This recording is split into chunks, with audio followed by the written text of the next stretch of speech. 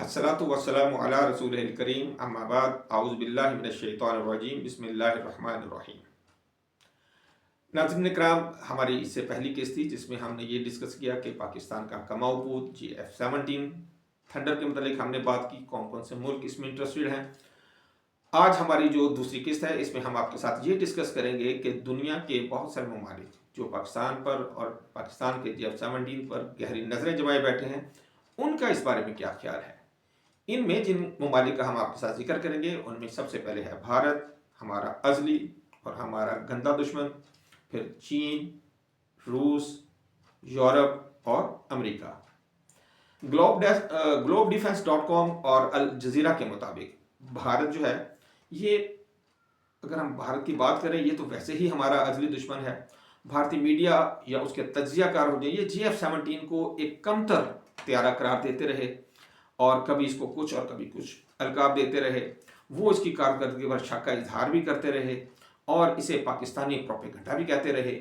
लेकिन अब जब इसकी कारकर्दगी मई 2025 के मार्के के बाद सामने आई, वैसे तो उन्हें 2019 में पता लग जाना चाहिए था, लेकिन शायद वो एक दफ़ा मार खा के नहीं समझते।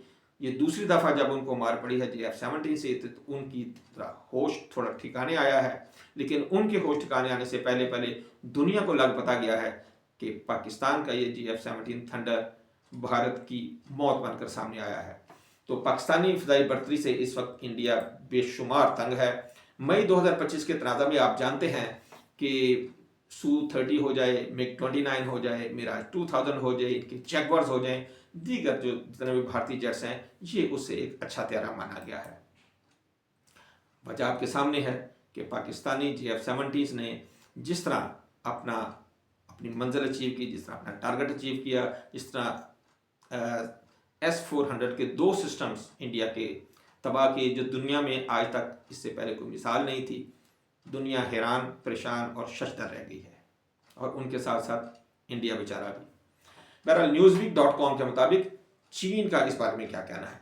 चीन इसका तो शरीक डेवलपर है भाई, और इसके बारे में तो वो बहुत ज़्यादा पॉजिटिव है। वो इसे कम लागत वाला ऑप्शन और तरक्की पजीर ममालिक के लिए इसे मौजू करार देते हैं। चीन खुद GF-17 इस्तेमाल नहीं करता क्योंकि उसके पास इससे मज़ीद एडवांस जेट जैसे J-20 है, J-10 है, बहुत सारे उसके पास तैयारे हैं। उसने GF-17 को असल में या तो पाकिस्तान के लिए बनाया था या फिर दूसरे ममालिक को एक्सपोर्ट करने के लिए, और इसलिए पाकिस्तान में लगाई गई है इसकी एक फैक्ट्री भी।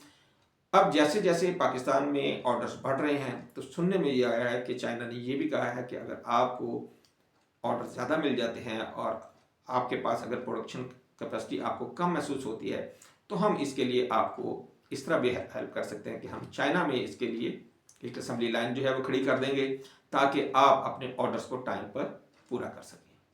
ये होती है दोस्ती और ये होता है म्यार। जी, रूस GF-17 के लिए RD-93 इंजन पाकिस्तान को सप्लाई करता है, और ये शानदार किस्म के इंजन हैं।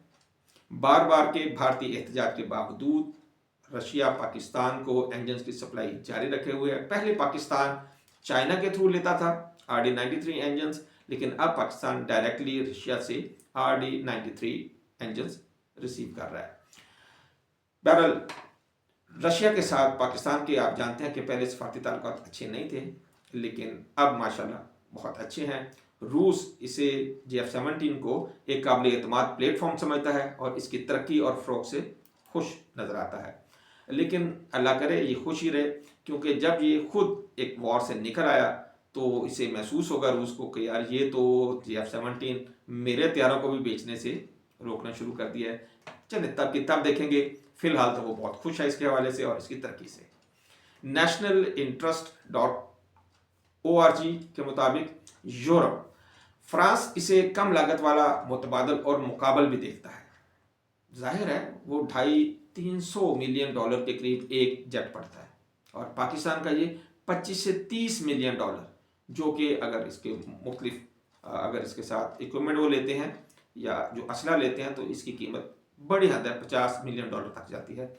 ज़मीन आसमान का फ़र्क है, ज़मीन आसमान का फ़र्क है प्राइस में। लेकिन यही GF-17 है जिसने राफेल को मुंह के बल गिरा दिया, और इंडिया में S-400 की तबाही मचा के रख दी। बहरहाल यूरोपीय ममालिक को यूरोफाइटर या राफेल जो है वो ज़्यादा अच्छे लगते हैं, ज़ाहिर है ये उनके तैयारे हैं और उनका ख्याल ये है कि वो बिकने चाहिए। यूरोप में अब GF-17 को पहले तो ये कुछ समझते नहीं थे, लेकिन अब जब से इसकी एक्सपोर्ट में दुनिया की तवज्जो मबजूल होना शुरू हुई है, तो 2025 मई 2025 के बाद अब यूरोप भी इसको ज़रा गौर से देखना शुरू हो गया है और अब उन्हें महसूस हो रहा है कि यूरो फाइटर टाइफॉन या राफेल या मिराज के मुकाबले में ये एक वाकई थ्रेट उन्हें नज़र आ रही है। इसी तरह अमेरिका आप जानते हैं कि पैसे का यार है।